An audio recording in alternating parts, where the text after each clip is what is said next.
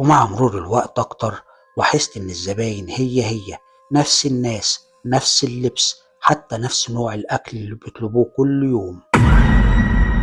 والأغرب إني لما كنت أحاول أكلم أي زبون ما كانش يرد عليا.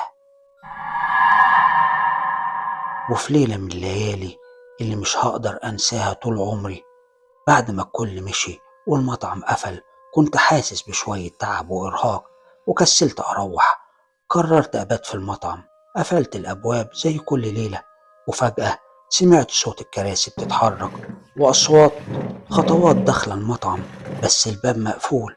النور بدأ يولع لوحده والمطبخ اشتغل. صوت الأطباق والسكاكين، ريحة الأكل طالعة. سمعت صوت شادي داخل بيضحك ضحكة عالية بس فيها صدى غريب: يلا يا جماعة، الليلة زحمة أوي، الزباين جعانين بعد طول انتظار. خرجت فجأة وأنا مش فاهم إيه اللي بيحصل، وصرخت بصوت عالي: انتوا بتعملوا إيه هنا والمكان مقفول؟